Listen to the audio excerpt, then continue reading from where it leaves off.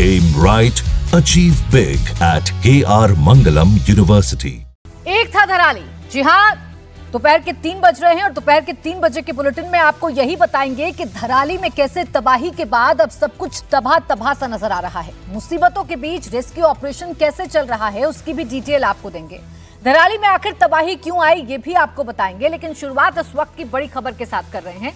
धराली में आपदा की पहली बार एरियल तस्वीरें सामने आई हैं। हर तरफ सिर्फ और सिर्फ तबाही ही तबाही नजर आ रही है। धराली पूरा मलबे में दबा दिख रहा है। पहाड़ के टॉप से आए मलबे ने पूरे धराली को अपनी चपेट में ले लिया है। मुख्यमंत्री पुष्कर सिंह धामी ने धराली में तबाही का एरियल सर्वे किया, स्थानीय लोगों से मुलाकात की, दुख दर्द जाना। साथ ही आपदा में गंभीर रूप से घायलों को अब धराली से एयरलिफ्ट भी किया जा रहा है। राज्य सरकार से लेकर केंद्र सरकार की धराली में चल रहे रेस्क्यू ऑपरेशन पर पूरी नजर बनी हुई है। अब राहत की बात यह है कि जो हेली सेवा है वो शुरू हो गई है और हेली सेवा शुरू होने की वजह से अब राहत की उम्मीद ज्यादा बढ़ गई है। ये तस्वीर आप देखिए, जहां तहां आपको सिर्फ और सिर्फ तबाही के निशान नजर आएंगे। वो इमारतें जो 1 मंजिला, 2 मंजिला, 3 मंजिला हैं, वो इमारतें भी पूरी तरीके से मलबे में दब गई हैं और दिख रहा है तो सिर्फ मलबे में दबा हुआ मकान का निशान, मलबे में दबी हुई इमारतें, बस सिर्फ और सिर्फ हर जगह ऐसा ही मंजर देखने को मिल रहा है, क्योंकि हर जगह मलबे ने अपना कब्जा कर लिया है। चाहे घर हो, चाहे होटल्स हो, होम स्टे हो, वो तमाम चीजें अब जमींदोज हो चुकी हैं, मलबे में दब चुकी हैं। और इस मलबे से जिंदगी को ढूंढना है, इस मलबे के अंदर से जिंदगी को ढूंढकर राहत पहुंचाना है, यही चुनौती है एसडीआरएफ, एनडीआरएफ और सेना के सामने। फिलहाल उत्तरकाशी के धराली में बादल ऐसा फटा कि तबाही मच गई। पानी ने ऐसा रौद्र रूप दिखाया कि जिंदगी पनाह मान गई। हादसे को 24 घंटे हो चुके हैं। दिल्ली से प्रधानमंत्री मोदी पल पल का अपडेट ले रहे हैं। सीएम धामी खुद मौके पर रेस्क्यू को करीब से मॉनिटर कर रहे हैं। लेकिन उत्तराखंड में कुदरत का कहर ऐसा है कि रेस्क्यू टीम के लिए ग्राउंड जीरो तक पहुंचना ही सबसे बड़ा चैलेंज बन गया है। 100 से ज्यादा लोग लापता हैं। देर पर देर होती जा रही है। रेस्क्यू टीम के सामने कौन कौन सी चुनौती आ रही हैं? उत्तरकाशी के धराली में कहां बादल फटा, कितने लोग मलबे में दबे, सैलाब ने धराली में कितनी तबाही मचाई, धराली में कुदरत के विध्वंस के बाद जिंदगी बचाने की जंग कैसे लड़ी जा रही है, सब कुछ इस रिपोर्ट में देखिए।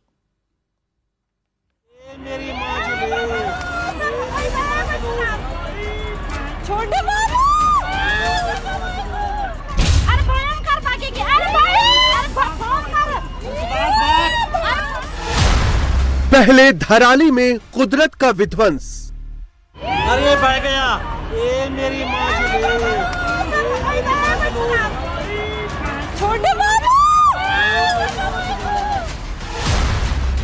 अब जिंदगी बचाने की सबसे बड़ी जंग। अरे भाग भाग।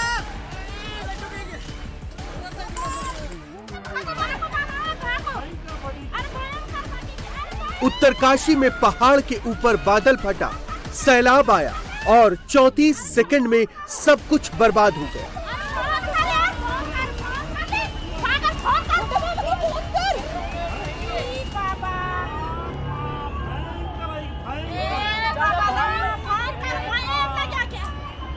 अरे बह गया। धराली गांव के बाजार, मकान और होटल के साथ साथ इंसान भी बह गए। आदमी पूरा देखो, आदमी है उसमें।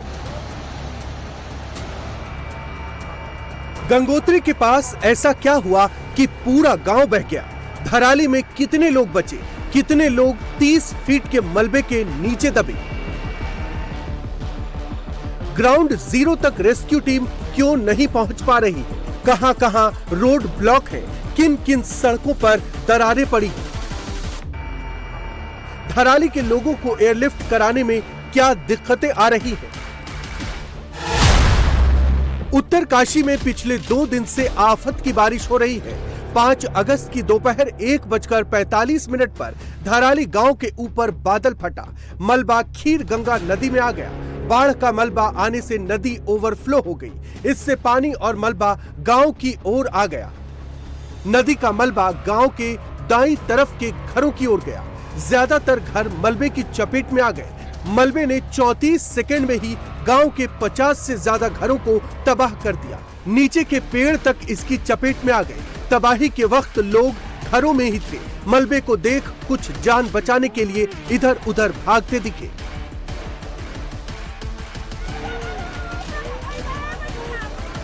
नदी के मलबे और पानी का बहाव इतना ज्यादा था कि इसमें ज्यादातर घर जमींदोज हो गए।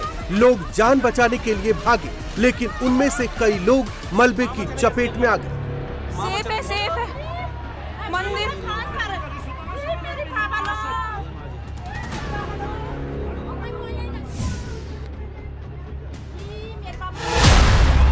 उत्तरकाशी में एक जगह नहीं बल्कि तीन जगहों पर बादल फटने की घटना हुई। उत्तरकाशी के धराली के अलावा हर्षिल और सुखी टॉप पर भी बादल फटे थे, लेकिन सबसे ज्यादा तबाही धराली में मची।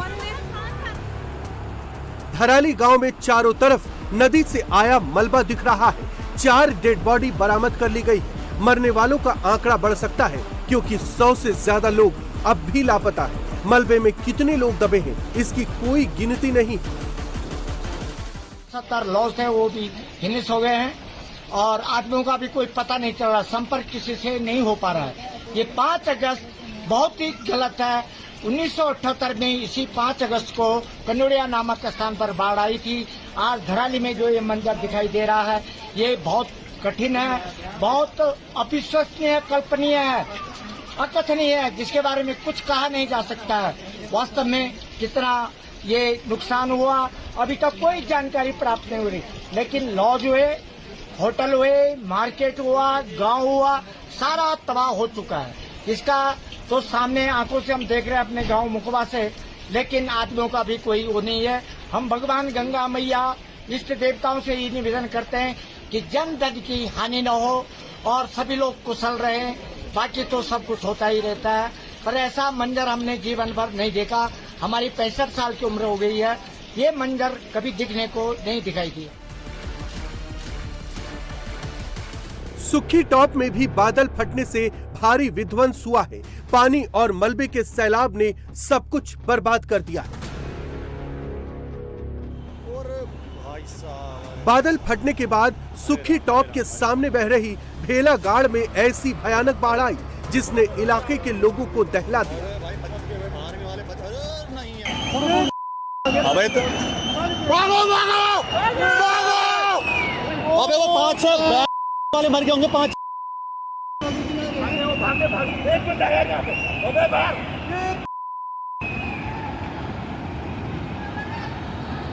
और भाई साहब, अरे भाई साहब, हरे राम हरे राम हरे राम हरे राम हरे राम हरे राम।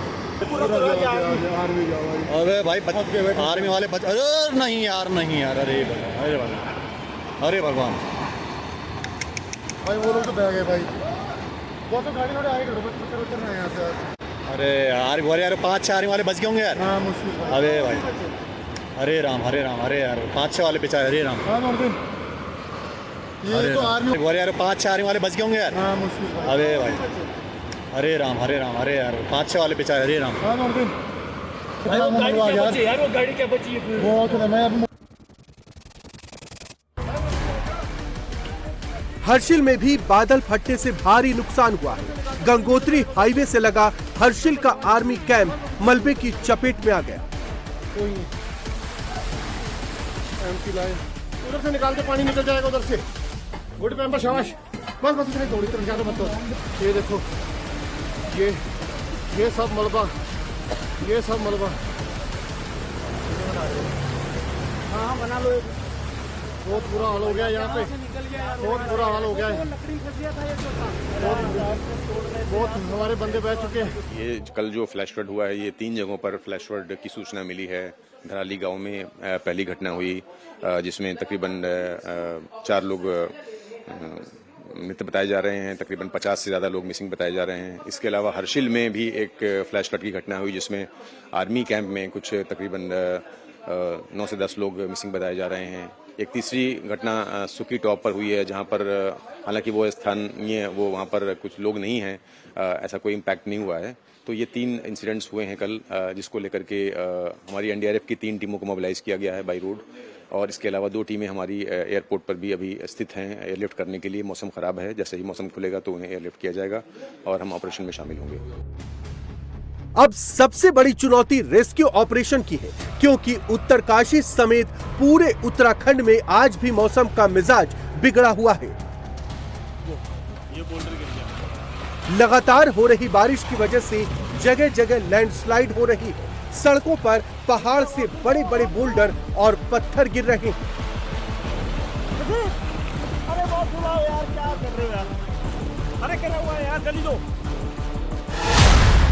बारिश और लैंडस्लाइड की वजह से रेस्क्यू टीम को ग्राउंड जीरो पर पहुंचने में दिक्कत हो रही है। जगह जगह रोड ब्लॉक है। पुराली और भटवाड़ी में लैंडस्लाइड की वजह से सड़क टूट गई है। हर्षिल और धराली जाने वाले रास्ते बंद हैं, जिसकी वजह से रेस्क्यू टीमों को वहां पहुंचने में दिक्कतें आ रही हैं। इस समय हम उत्तरकाशी से धराली जाने वाले रास्ते पर मौजूद हैं और ये पूरा रास्ता इस समय टूटा हुआ है, एक मलबे में तब्दील हो चुका है। सड़क पूरी तरीके से धंस चुकी है। रेस्क्यू ऑपरेशन यहाँ पे रुका हुआ है। रेस्क्यू ऑपरेशन की कई टीमें इस समय इस रास्ते के खुलने का इंतज़ार कर रही है, मगर जो रास्ता है वो सड़क पूरा धंस चुका है, नदी में जाके मिल चुका है। बड़े बड़े पत्थर आए हैं जिन्हें ड्रिलिंग के माध्यम से हटाया जा रहा है, लेकिन इस ड्रिलिंग में काफ़ी समय लग सकता है। इसलिए अब ये कोशिश है कि पैदल जो रेस्क्यू की टीम है वो पहाड़ के रास्ते, ऊपर के रास्ते जो है वो धराली पहुंचने की कोशिश करे। आप देखिए कि ये वो रास्ता है जहां से अब हम भी पैदल चल के धराली की तरफ जाएंगे। धराली यहाँ से 40 किलोमीटर दूर है। बड़ी बड़ी मशीनें तो यहाँ से नहीं जा सकती, लेकिन जो टीम मेंबर हैं एनडीआरएफ के, एसडीआरएफ के, वो इसी रास्ते से होकर अब ऊपर जा रहे हैं। जो डॉक्टर्स हैं वो भी कोशिश कर रहे हैं कि धीरे धीरे इसी रास्ते से होकर अब वो धराली पहुँचे, क्योंकि धराली में जो टीम है वो लोगों को मलबे से निकालने की कोशिश कर रही है, लेकिन उन्हें उपचार की ज़रूरत है, खाने की ज़रूरत है। और ऐसे में ये रास्ता देखिए बहुत कठिन है चढ़ना। धीरे धीरे यहाँ पे चढ़ना होगा, एक एक कदम फूंक फूंक के रखना होगा रेस्क्यू टीम के लोगों को, क्योंकि पहाड़ है, लगातार ऊपर से पानी भी बरस रहा है, पत्थर भी आ रहे हैं। उत्तराखंड में मूसलाधार बारिश की वजह से जगह जगह लैंडस्लाइड हो रही है। पहाड़ से बड़े बड़े पत्थर टूट कर गिर रहे हैं। जगह जगह सड़कें ब्लॉक हो चुकी हैं। ऊपर से नदियों का प्रवाह इतनी तेज है कि जरा सी चूक से जान जोखिम में पड़ सकती है। ये उत्तरकाशी के पास भटवाड़ी की तस्वीरें हैं। भटवाड़ी से धराली की दूरी करीब 40 किलोमीटर है, लेकिन लैंडस्लाइड की वजह से ये पूरी सड़क टूट चुकी है। आधी सड़क भागीरथी नदी में बह चुकी है। ऐसे में रेस्क्यू टीम के लिए धराली पहुंचना बहुत बड़ी चुनौती है। रेस्क्यू टीम उत्तरकाशी से निकल चुकी है, लेकिन भटवाड़ी में फंस गई है। तस्वीरें हम दिखा रहे हैं कि कितना मुश्किल है ये रेस्क्यू ऑपरेशन। आप ये रास्ता देखिए, ये पूरी सड़क जो है वो इस समय टूट चुकी है, आधी भागीरथी नदी में बह चुकी है। बड़े बड़े पत्थर इस समय इस रास्ते में आ गए हैं, जिन्हें जेसीबी मशीन की मदद से घंटों से निकाला जा रहा है। पत्थरों में छेद किया जा रहा है, एक रास्ता बनाने की कोशिश की जा रही है। आप देखिए पूरी सड़क जो है वो मलबे में तब्दील हो चुकी है। जो ये पूरा पुल था वो टूट गया है। एक पक्की सड़क हुआ करती थी कल से पहले यहाँ पे, जो अब केवल पत्थरों का ढेर नजर आ रही है। इस समय एनडीआरएफ और एसडीआरएफ की टीम, आईटीबीपी की टीम, उत्तरकाशी पुलिस की टीम इस समय इस ही जो स्टॉप है वहाँ पे रुकी हुई है और कोशिश की जा रही है यहाँ से आगे हर्षिल जाने की, क्योंकि वहाँ रेस्क्यू टीम के पास जो सामान है वो कम है। इस समय एम्बुलेंस में जो है वो डॉक्टर्स हैं जो वहाँ जाने की कोशिश कर रहे हैं। राशन का सामान, पीने का पानी, जो दवाइयाँ हैं वो वहाँ पे पहुँचाने की कोशिश की जा रही है। लेकिन ये रेस्क्यू ऑपरेशन मुश्किल कितना है ये साफ तस्वीरों में दिख रहा है। ऊपर से मौसम जो है इस रेस्क्यू ऑपरेशन को और चुनौतीपूर्ण बना रहा है। सेना, आईटीबीपी, एनडीआरएफ, एसडीआरएफ, पीएसी और लोकल पुलिस को लगाया गया है। आईटीबीपी की टीम ने वहां पहुंचकर टेम्पररी पुल भी बनाना शुरू कर दिया है। आर्मी का अपना कैंप बह गया है, लेकिन सेना अपना दर्द भूलकर जिंदगियों को बचाने में जुटी है। लेकिन धराली में जिस पैमाने पर तबाही हुई है, पहाड़ से मलबा नीचे आया है, उसे हटाने के लिए बड़ी बड़ी मशीनों को वहां पहुंचाना जरूरी है। देखिए, एक एक पत्थर को तोड़ने में बहुत ज्यादा समय लग रहा है। उस पत्थर को तोड़ा जा रहा है, उसका मलबा जो है वो समतल किया जा रहा है। लेकिन अभी हालात जो हैं, उसमें एम्बुलेंस तक को हर्षिल और धराली तक पहुंचना मुश्किल हो रहा है। ये आप देखिए, इस तरीके से एम्बुलेंस की कतारें लगी हुई हैं, क्योंकि काफी लोगों के लापता होने की खबरें हैं हर्षिल के अंदर, लेकिन वहां तक अभी काफी टीमें नहीं पहुंच पाई हैं। तो ऐसे में जैसे ही जो रास्ता टूट गया है, भटवाड़ी से आगे का रास्ता हर्षिल जाने तक का तकरीबन 40 किलोमीटर का जो रास्ता है, जब वो रास्ता रिपेयर हो जाएगा, उसी के लिए यहाँ पर पहले से एनडीआरएफ और एसडीआरएफ की टीम के साथ इस तरीके से एम्बुलेंस खड़ी हुई हैं, क्योंकि वहां से जैसे ही लोगों को रेस्क्यू करवाया जाएगा, सड़क के माध्यम से भी उनको आसपास के अस्पताल में शिफ्ट कराना होगा। और यही वजह है कि इंतजार किया जा रहा है। एनडीआरएफ एसडीआरएफ की टीम जेसीबी के जरिए, क्रेन के जरिए जो पुल टूट गया है उसको रिपेयर करने की कोशिश कर रही है, ताकि जैसे ही थोड़ा रास्ता जाने लायक हो, उसके बाद इन सभी एम्बुलेंस को यहां से आगे हर्षिल में रवाना किया जा सके और जो वहां से घायल लोग होंगे, जो लोग फंस गए थे मलबे के अंदर, उनको एम्बुलेंस के जरिए रेस्क्यू कराया जा सके। रेस्क्यू टीम मैन्युअली ट्रैकिंग करते हुए तो धराली पहुंच रही है, लेकिन बड़ी बड़ी मशीनों को वहां पहुंचाने के लिए पहले रोड का ठीक होना जरूरी है और सड़क की मरम्मत में कल तक का समय भी लग सकता है। जो जेसीबी मशीन इस पत्थर पे छेद कर रही है, इसको तोड़ने की कोशिश कर रही है, उससे समझ में आएगा कि कितना है उसे लग सकता है, क्योंकि रास्ता अभी बहुत ज़्यादा खराब है। आगे की सड़क पूरी तरीके से नदी में समा गई है, लगभग पूरी खत्म हो चुकी है। एक खाई बन चुकी है, जो सड़क है उसके बीच में अब इस खाई को भरना, इन बड़े बड़े पत्थरों को तोड़ना, ये एक बहुत बड़ा चुनौती का काम है। फिलहाल सड़क की मरम्मत का काम युद्ध स्तर पर किया जा रहा है। जेसीबी के जरिए मलबे को हटाया जा रहा है। ये तस्वीरें हर्षिल जाने वाले रास्ते की है, लेकिन लैंडस्लाइड की वजह से सड़क पूरी तरह से ध्वस्त हो चुकी है। भटवाड़ी से हर्षिल जाने वाला जो रास्ता है वो पूरी तरीके से टूट गया है। 2 जगह पूरी तरीके से सड़क जो है वो मलबे में तब्दील हो गई है, सड़क धंस गई है, जिसको सही करने का काम फिलहाल किया जा रहा है। ये आप देखेंगे, हर्षिल जाने वाला रास्ता यहां से तकरीबन 40 से 50 किलोमीटर के आसपास है, जहां पर इस तरीके की ये आपदा आई।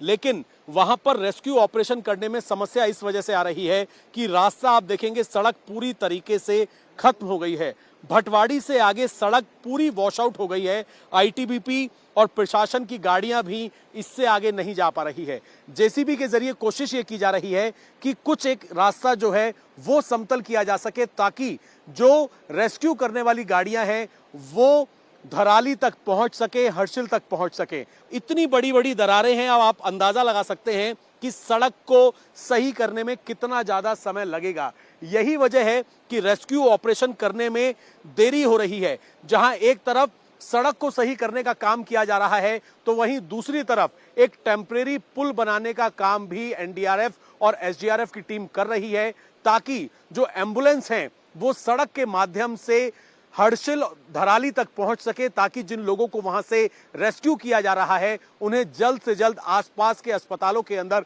शिफ्ट किया जा सके।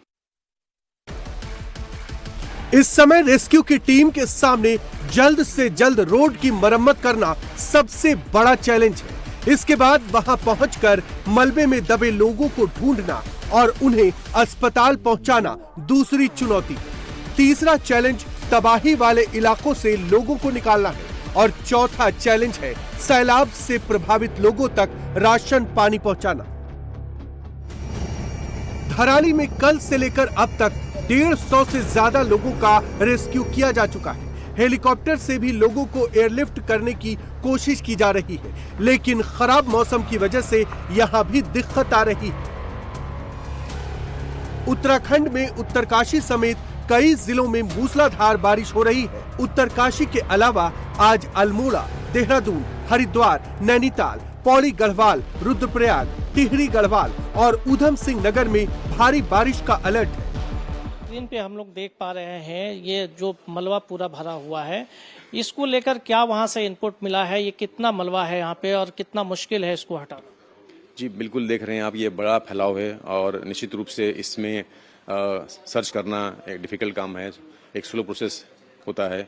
बारिश भी हो रही है लगातार, जिसकी वजह से जो हमारा ऑपरेशन है वो बाधित होता है, तो इसमें थोड़ा सा